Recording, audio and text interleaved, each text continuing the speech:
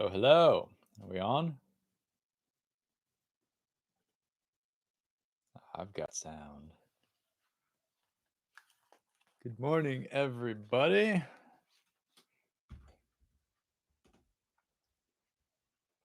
Welcome, welcome.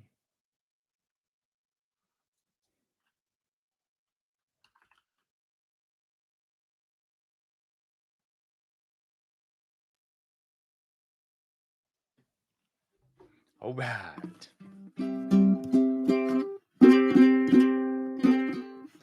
I gotta make my camera work a little bit better for you guys.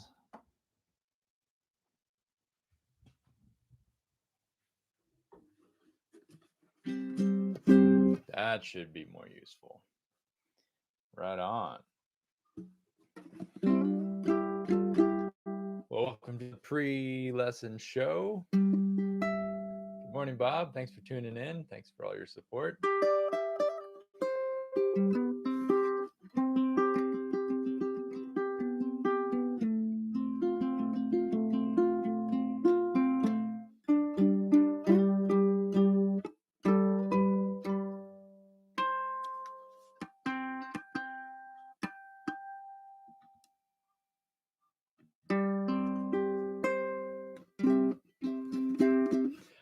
So today, kind of all flustered. I feel like a baker with a bunch of loaves in the oven trying to keep all my ducks in a row here with the course launch and everything, troubleshooting and moving things and creating pages and all kinds of good stuff.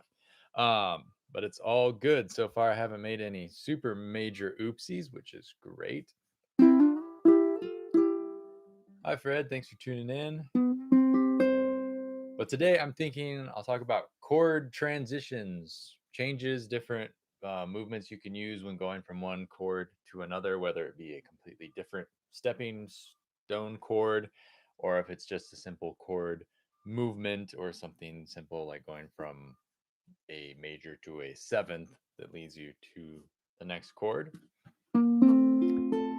Whatever it may be, I think it should be a little bit interesting. And next week is going to be the last live lesson for a while. It's number 20. That seemed like a good round number. This is number 19.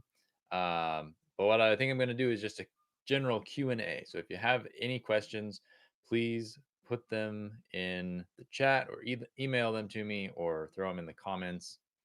And I can start collecting some questions for the lesson next week.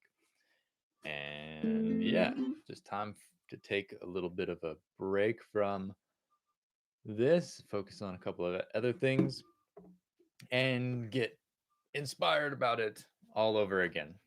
I'll be back, but I just wanted to get to my nice number 20 and then take a little bit of a break. Good morning, Darlene, David. Thanks for tuning in. Yeah. So if you're inclined as you're watching this, this is launch week, as several folks in the chat know, for my new course called Sixth Sense. It's about how to play double stop harmonies on the ukulele, how to apply them around scales and chord changes, and I teach you a couple of Hawaiian melodies that you can base some improvisations off of. So my first venture into course land, but happy with how it turned out. The response seems to be pretty great so far, and I'd love to see you over there if you're inclined to join. Thanks, Joan. Everything takes lots of practice. So we're all just trucking along, doing our thing. But anyways, you can check that out. I put a link in the chat, but otherwise we'll get started here. So moving from chord to chord can be as simple or as complex as you want it to be. So I'm going to show you a few different things that come to mind when I think about chord changes. And the first, I think, is something that everybody should understand, and that is going from the one chord in a key. So if you're playing in the key of C, you would, if you assigned numbers to every note in the scale, you'd have C would be 1, D would be 2, E would be 3, etc., up through the scale. So C would be 1, and if you go from the 1 to the 4 chord, which would be F in the key of C, you can always play a 7th on the 1 chord.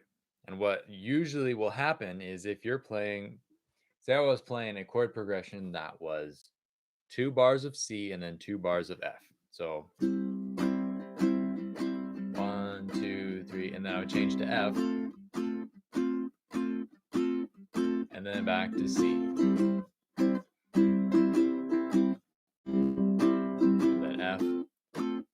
To make it more obvious when I'm going to F, I can add a 7th in there. And usually where you'll add the 7th is you split whatever the initial amount of 1 chord is, you split that in half, and half of it is normal C and half of it is C7. And that C7 is going to slingshot your ear to the F.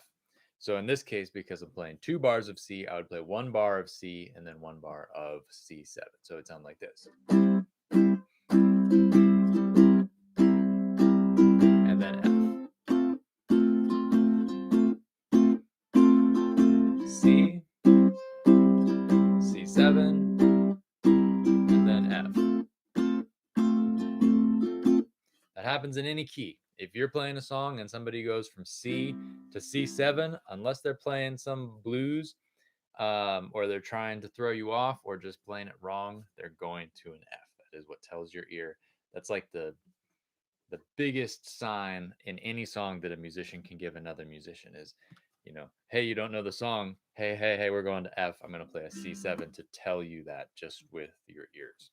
So that works in any key. So if I was in the key of G, you could go G to G7 and then to C. And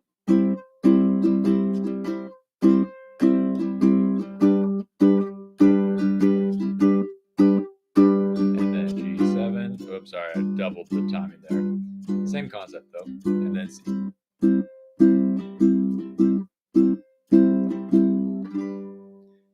Or if I was in the key of E flat, could go E flat, E flat 7, and then A flat. Something though that kind of goes along with this hand in hand is your selection of voicings for the chord that you're going to be playing. For instance, anybody who's followed me for any length of time knows that I hate this seventh chord shape because it puts the blues note right at the top of the chord. It sticks out and it's really, really uber sour and bluesy. It works in some styles. Most of the styles I play in, though, it's just kind of more annoying than useful. So with my bias, a lot of times what I'll do is like I had to force myself to play this one because I know more people are going to recognize this as E flat 7. But what I would normally probably do is if I'm playing this E flat, this dreaded bar E flat 3 3 3 1, what I'll do is basically I can play a Hawaiian D7 by moving the root note here, the E flat, down 2 frets. So if I was to take that and transform my chord so that now I'm playing, I'll play it with individual fingers so you can see it a little bit better. So now I'm playing 3 1 3 1. Basically that's a Hawaiian D7, but I'm just moving it up 1 fret, so it becomes E flat Hawaiian D7, Hawaiian 7. This is a nice way to get a little bit more of a mellow sound as opposed to that really blues oriented sound. When you're using this chord shape, you're not going to often use it otherwise because this major chord shape is very like almost completely related to this 7th shape. So if you don't like the sound of the 7th shape like me, you can use the Hawaiian shape instead, which is just going to be like the backwards of a 6th chord. Lots of people play like the C6 where you're playing 5 7 5 7. All you're going to do is you're going to flip flop your fingers on the strings. so that instead of your peace sign being on the G string and the E string, now your peace sign is going to be on the C string and the A string. And you fill in the gaps with the other fingers. Okay, so the difference, I'll play them back to back so you can hear the difference going from E flat to E flat 7. So here's the normal way with the twang to A flat. And here's the more mellow way that I would choose to play it. And then A flat. So this one's almost more like more Beatles sounding, if that makes any sense. It's like it sounds more clever to me. It's a little bit less axe murder and a little bit more like, precise. Okay? That's one that you should internalize in every key you normally play in, is what the 7th changes going to the 4th, because that's, if you're not familiar with that, that's a really super duper important one. It's going to help you, and it'll help your ear, instead of just being like da da da da da, here's the song going along, and then, oh, now we're playing C7. Instead of just like taking it for what it is, you might learn to hear it as the signal that it actually is, like, hey, we're going to F. And so it's not always appropriate. You don't always want to play the 7th before you go to the 4. It's not always appropriate, but so like if you were playing Imagine, right? John Lennon's Imagine. Da, da, da, da, da, da,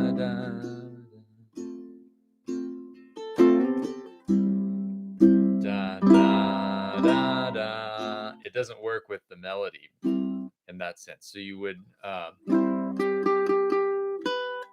because your melody is the B note on the A string, that is going to be a big time clash. Whenever you play two notes that are 1 fret apart, that creates a minor second sound. It's really, really dissonant.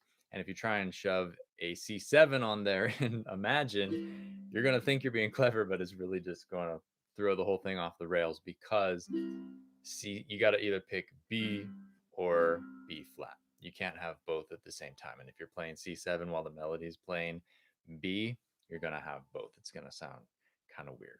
Imagine there's no heaven. Da, da, da, da, da. It's easy if you try. It doesn't sound quite as bad when I'm singing it, because there's a little bit of room for your ear to kind of, I don't know, justify the sounds. But it's probably just, even if it did sound okay, even if it did like fit, I don't know if it would be appropriate in a song that kind of already carries itself so well to the next chord. You don't really need it if it's not necessary. So that's a place where I wouldn't think it was necessary. Bob, yes, you can think of the D7 as the axe murder chord, if you please. It's just that super duper in your face obvious twang. But I kind of like that. You can have the Hawaiian D7, or you can have the axe murderer D7. Either way. So transitions. What's another good transition? Okay, so as you're working through the 7th movement, there's more content here than I initially thought. You can do the move that you see a lot, where it's just the walk down, where you go from C to C major 7 on the 2nd fret, and then you play the 1st fret, which is your C7. You can do that, but there's also a number of other ways you could go to the 7th note and create a little bit of a walk to the 7th note. Like, for instance, you could play C kind of with like a power chord C, where you're playing the 3rd fret on both the bottom strings.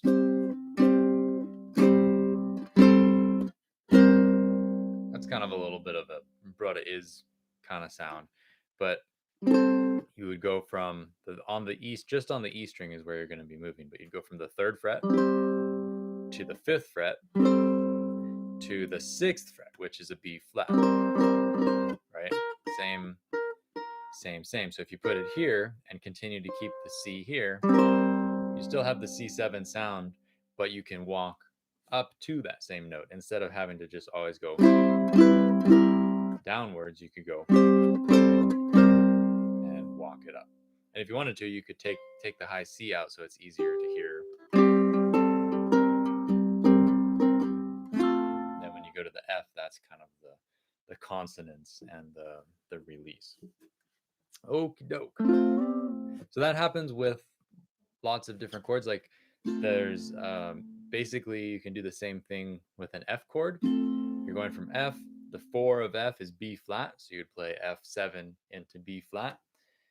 You could do a similar walk on the C string. You would go from the open C to the 2nd fret to the 3rd fret, all around an F chord.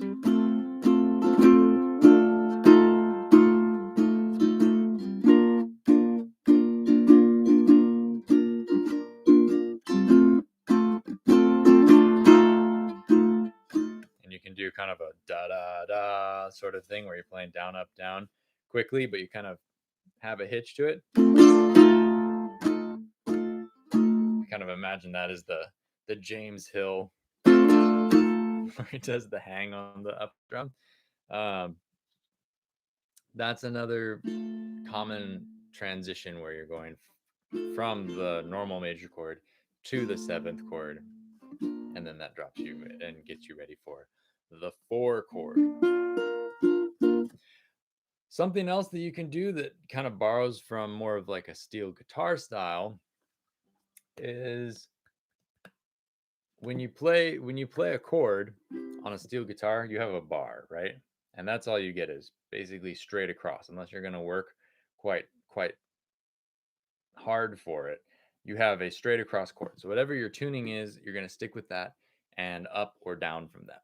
And so what a lot of times a steel guitar player will do is basically they'll take the major chord that you're playing over. So if we were in the key of C, they'd be playing C, and then they move it down. Their movement is to go from C to B flat. So they move it down. So if we were to play a barred C on the 3rd fret, so it'd be 5, 4, 3, 3.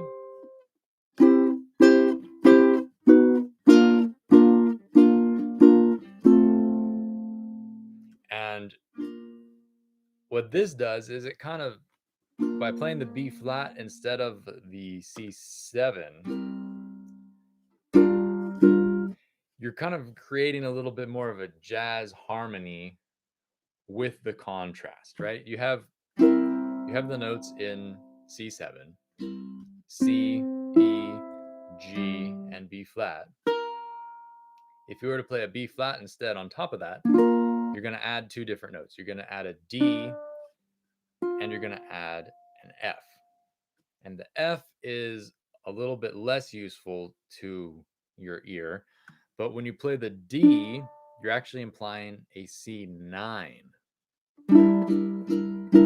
So if you were to play a C7 and then add your middle finger on the 2nd fret of the C string so that it looks like an F hopped down to the next set of strings, that's a C9 chord.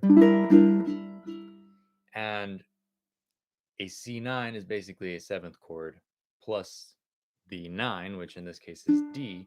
So by playing the B flat, you're kind of getting a little bit of both of those chord worlds. And when you put it together over the kind of accepted harmony that your ear hears and creates it, because your ear hears more than you actually play. It fills in a lot of gaps that you don't really need to think about.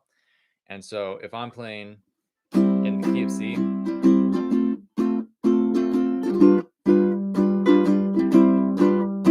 if I'm playing that and I go to a B flat,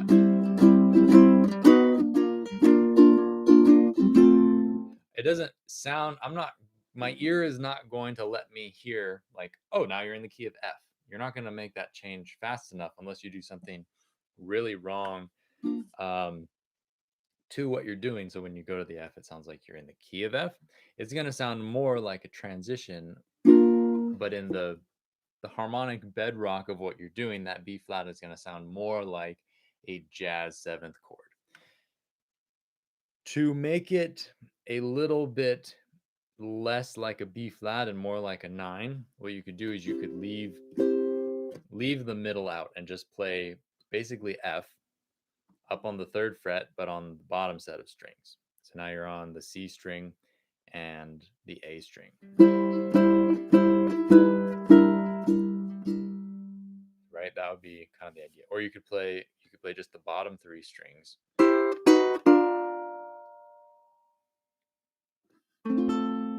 So anytime you play something that's sort of parallel and you move everything the same amount and you walk it down, that can be very reminiscent of a steel guitar sound. So a lot of times when you're playing steel guitar and you see like a 7th chord, what you're going to do is you're going to play a piece of whatever the major chord is down 2 frets. So if I want to play a C7, I'm going to think of like, okay, where's C? And then go down 2 frets from there and play a part of that, because that B flat contains some of the notes that I need to create the C7 harmony. And I can let my ear kind of fill in the gaps. Like, well, we're still probably on C, so I'm going to continue to hear that C note, even if you're not necessarily playing the C note.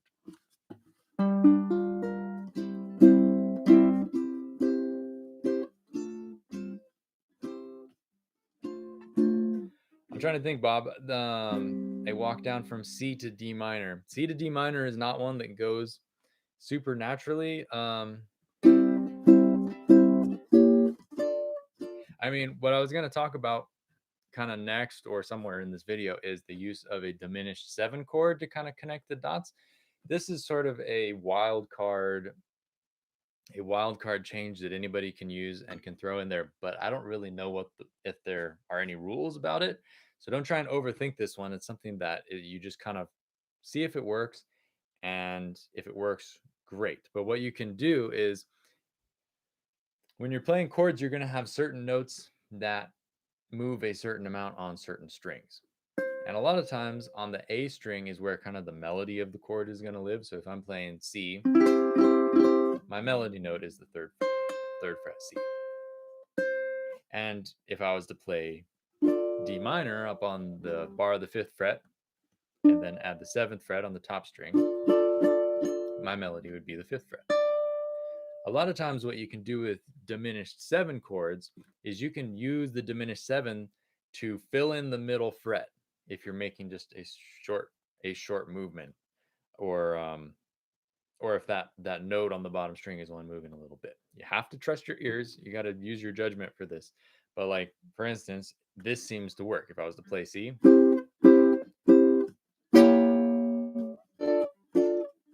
it's kind of got a nice wrongness that sort of leads to the D minor. So what that is the diminished 7th shape is immensely useful. We can talk about this a little bit too, because this is a crazy chord.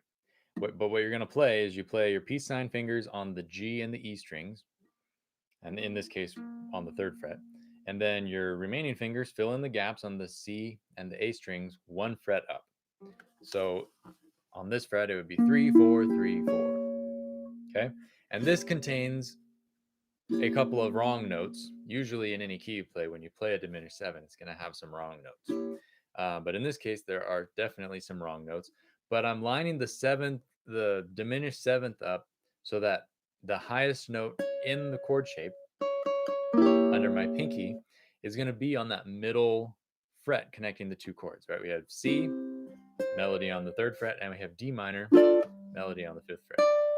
If I put the diminished 7 on so that its melody is on the 4th fret, it's going to help you kind of chromatically walk your ear through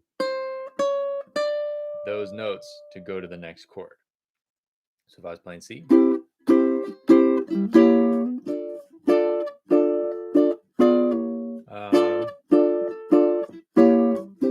it doesn't work as well going downwards. I don't know why, but my ear tells me that this is not nearly as nice as going up. I don't don't know why, but it's one of those cases where you have to trust your ears and trust your intuition. Something else that we could try, I don't know if this is going to work, but we could try doing the same thing, trying to get the same walk from C to G7. I don't know, we'll try it.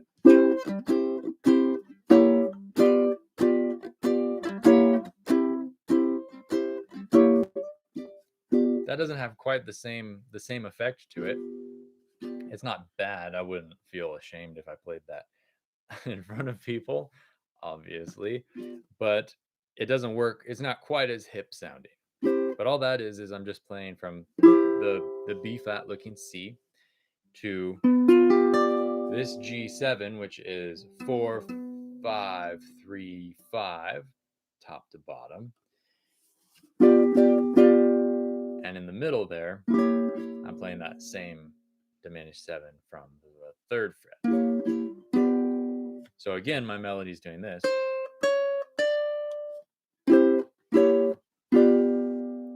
But just the way the G7 falls in there is probably not, it's not as nice.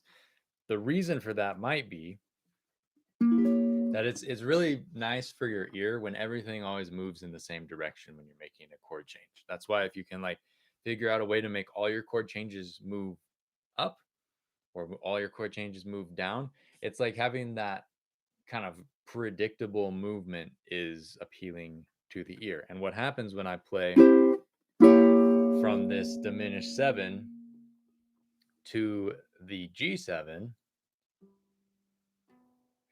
is everything moves up except for the E string. The E string, I take that back. I'm sorry. The E string remains the same. And I would guess this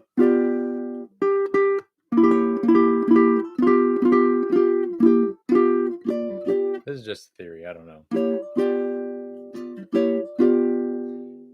But because it's not moving along with everything else, it's a little bit less appealing. So, what would be a way to go back to C from G7? If we were to, because any chord, you can connect any chord to any chord, but I'm thinking I can go from G7 here, I can get another 3 fret walk by playing another C. Say I was going to go from G7 to this C6 here, which I talked about earlier, but it's just 5, 7, 5, 7. You're going to put your peace sign fingers on the G and the E string, and your anti-peace sign fingers on the C and the A string. So if I was going from G7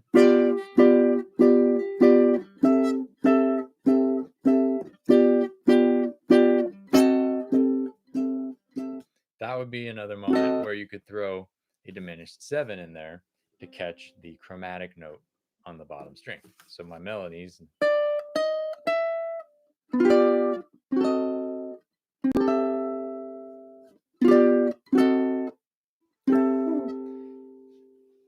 Okay? Something to think about is if you have 2 different chord voicings that you like, you can, and if you can figure out a way so that you get the chromatic 3 note walk on the bottom string, you can a lot of times fill in the gap and the chromatic note can be highlighted with a diminished 7th chord. But diminished 7th chords are that familiar sound, right? We've all heard an ukulele player do this once and sound like, whoa, it sounds so cool, right? But all it is it's the same diminished 7 chord. All you're doing is you're cycling through the different voicings, because a diminished 7th chord, it reoccurs every 3 frets. So if I'm on the 1st fret, it's going to happen again on the 4th fret, and on the 7th fret, and on the 10th fret. These all contain the same notes. And it all just happens to be the same shape, but you're cycling their order around. You're reshuffling the notes in the chord shape.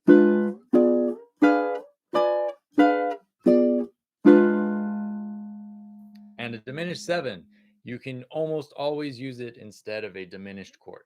In fact, I've never come across a situation where I felt like I needed to play a normal diminished chord and wasn't able to play a diminished seventh because of that, right? So it's two different things. There's a diminished chord, and like our Hawaiian D7 friend, not the axe murderer one, the Hawaiian D7 is actually a true diminished chord. But the diminished seven is a different set of notes, a different formula that makes up that voicing. But if you remember just up three, up three, up three, you can always find the next diminished seventh voicing, and it can be kind of fun for creating different runs. So if you have a song that has a diminished chord in it, play the diminished seven instead, figure out what the diminished seven is. And the trick for finding a diminished seven chord is whatever note is under your fingers is one of the four possibilities this chord could be. So if I put the whole thing starting from the second fret, 2, 3, 2, 3, if I figure out what note is under each finger, that's one name possibility of this diminished seventh chord. So it's an A. On the top string, I'm playing an A note. So it's an A diminished seven. On the C string is an E flat. So it's an E flat diminished seven as well.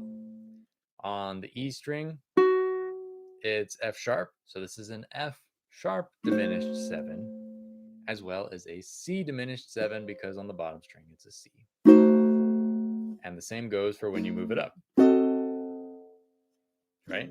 A diminished seven, E flat diminished seven, F sharp diminished seven, C diminished seven. Same when you move it up again. So practice that. And if you come across a song that has the diminished seven in it, figure out where it's at. And then you can do the kind of thing. Except hopefully you'll play it better than that. I don't do much of the triple strum stuff, but you could that kind of thing, where you really ham it up and make it sound like it's something fancy, and all your friends are gonna go, "Wow, so amazing!" You're like, yeah, it's so amazing. It's all the same chord shape. So that's a cool trick, and it can be useful for connecting different chord changes. But I really like the C to the D minor with the diminished seven. I think out of all the options that I've shown you, that is the best sounding one. But with those, use your ear. Just trust your ear. Whatever your ear tells you works. One last one I'll share with you before we sign off is the 4 to the 4 minor back to the 1. Okay. So if I was playing a song and I went to the F, the 4,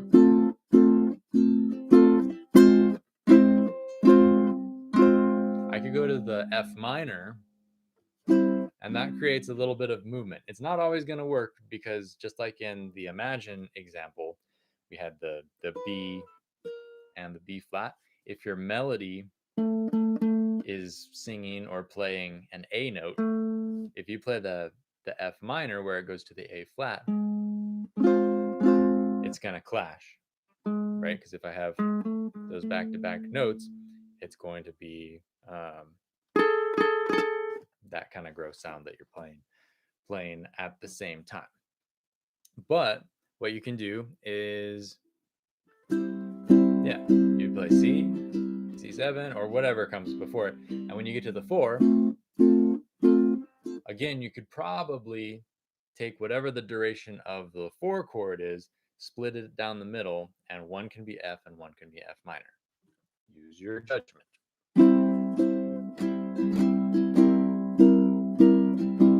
F, and then F minor, and then C.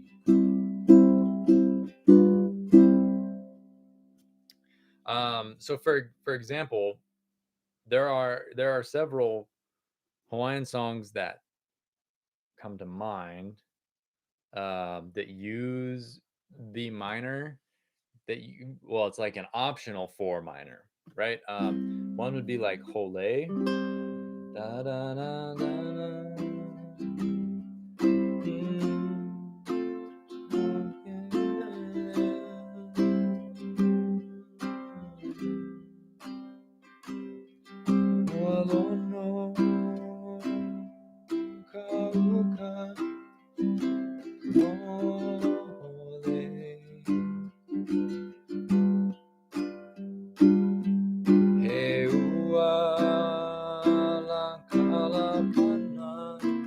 7 to the 4, A minor, or I could just stay on the major. The melody works either way.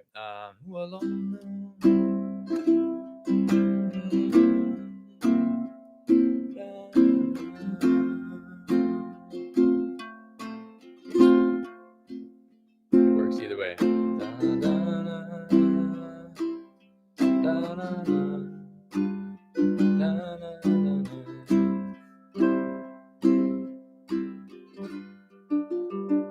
The other one is Wahine Ilikea. Trying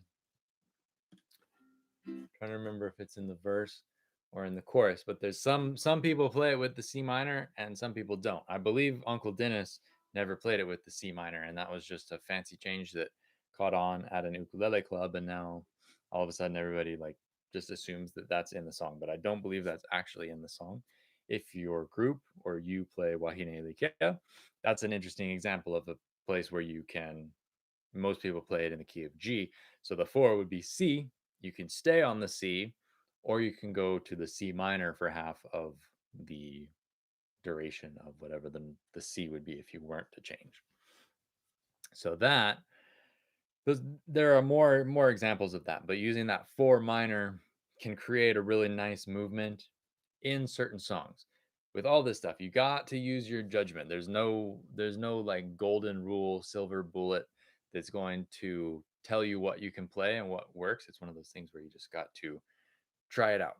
So if you have a song that you think needs a little bit more pizzazz, try taking the 4, splitting it down the middle rhythm wise, and then do half and half, major, minor, and see if it works. If it doesn't work in that spot, try it in a different spot in the song. It might work in one spot of the song, but not in another. Right? So hopefully that's some ideas. Those are just really basic chord movements and chord transitions. More than anything, a lot of times a chord transition is just going to be, you're going to like decorate around the chord as opposed to actually having a hard chord change where you're moving from one chord like to the diminished 7. That's a little bit more rare than just moving a piece of the chord, like I showed with the C to the C7. This kind of thing is a lot more common than that sort of a thing. It's also easier to figure out and easier to make sound good, which is probably part of the reason. But yeah, that's basically the idea. Keep it short and sweet. If you have any last questions, throw them up in the chat. Next live stream is going to be number 20. It's going to be the last one for a while, and I'm going to do Q&A. So if you have any questions, please contact me somehow. Throw them in the chat, throw them in the comments, email me, hit me up on Facebook, whatever, and I'll try and collect them all in one place and answer your questions next week. Same time, same place. And if you're so inclined, there's a link in the chat for my new course that is launching this week. You can get 20% off of the MSRP, as it were, just this week until Saturday. So if you want to learn about how to play 6th harmony shapes,